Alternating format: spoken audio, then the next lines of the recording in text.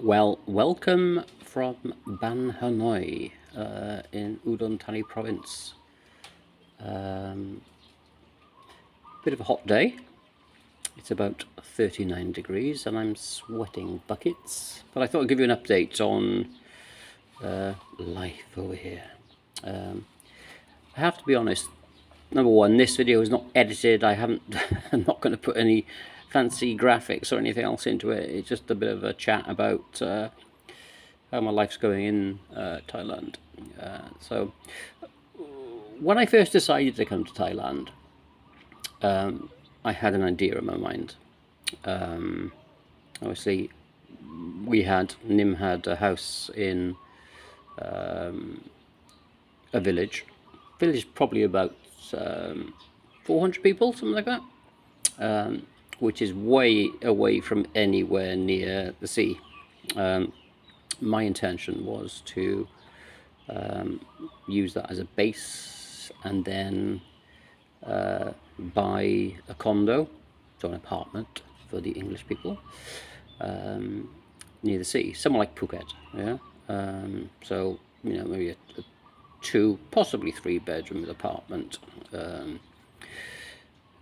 in a more touristy area where you could have a balance of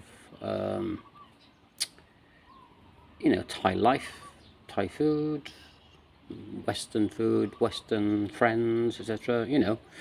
Go out, socialize,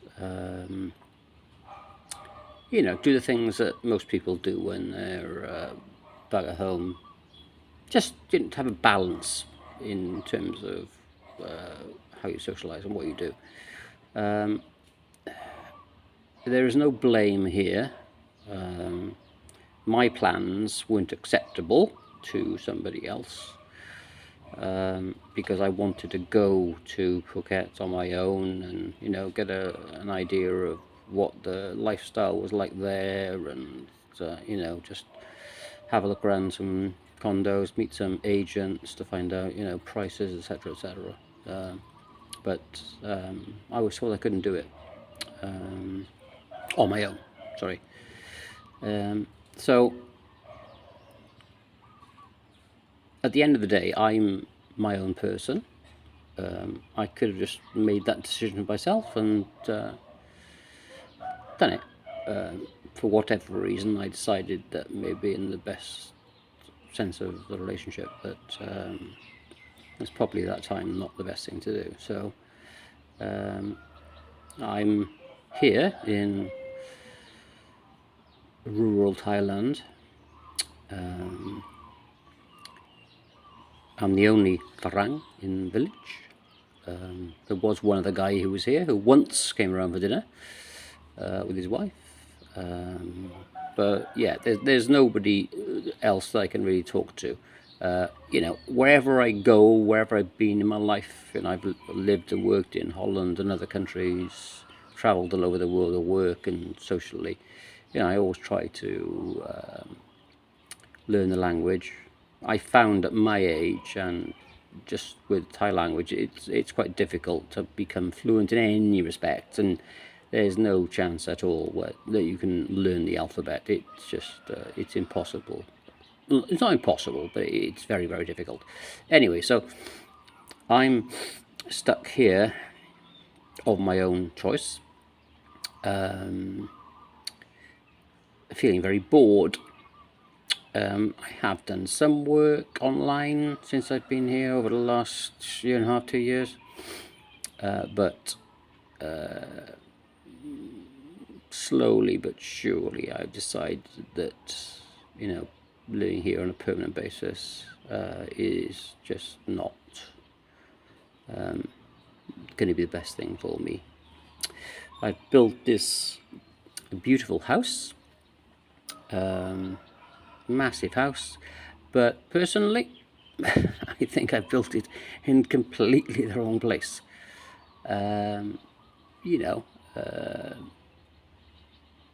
It's 45 minutes to travel to Udon Thani, which is a nice bustling city.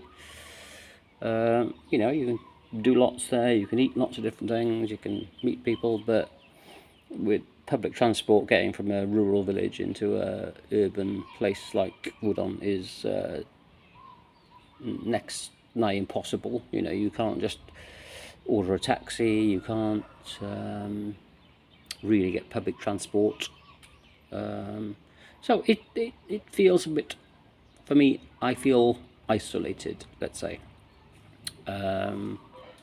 So this definitely is not a place where I can stay long term. I've had lots of thoughts over the last couple of weeks, months probably, as to what I actually do. I don't particularly want to go back to the UK. Like I said, it's, you know, it's 40 degree, close to 40 degrees here today. And even after 2 years, it's taken a while to get used to, with the humidity as well. It's yeah, it's very hot, but you know, you make your choices. So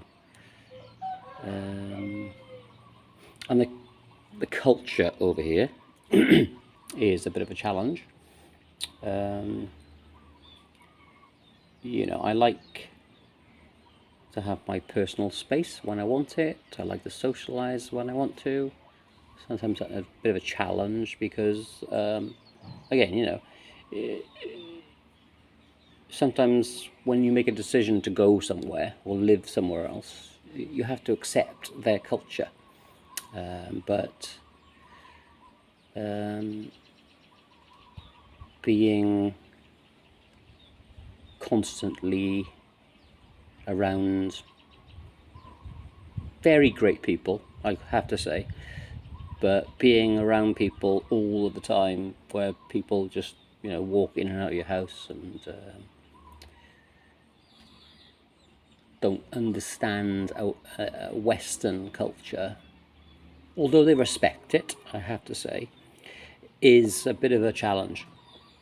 And that's probably more my challenge than theirs. So, you know, I'm not blaming anybody. But after a year and a half or so of living in Thailand, like I said, it's just not the right place in Thailand for me.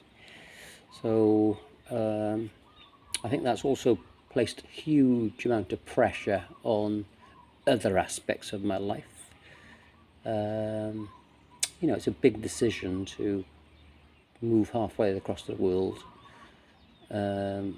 make some big changes in your life. So, but you have to accept that. You know, I don't blame anybody for the way things are. Nim and I are no longer together. That has to be recognised. I wanted to make that official. It's just something that had to be done between the two of us. So, you know, I just wanted to make people aware of that. So that's it. Don't get me wrong, I love this country. I love it.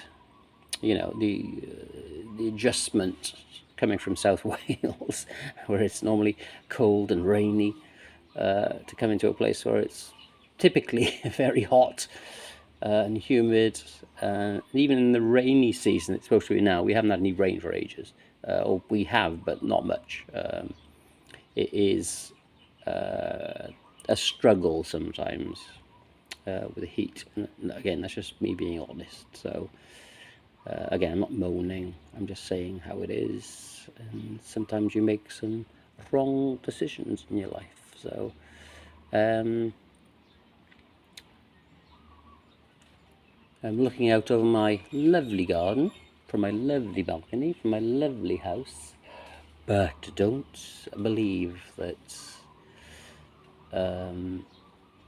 everything is always rosy, because it's not. So I think a few decisions to be made over the next couple of days, couple of weeks.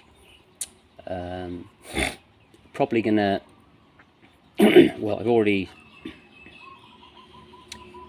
contacted agents to sell or rent the house out, which sounds a bit bizarre after you spent so much effort building such a beautiful house to then just get rid of it. But it was never my choice to build this house. It was not my idea. But once we got on the roller coaster of having architects build a beautiful new house and have nice land, etc., I just got caught up with it all, and things just happen. But I suppose, like I said earlier, I suppose it was never the right house it was the right house, but it was not in the right place. So we'll see what happens.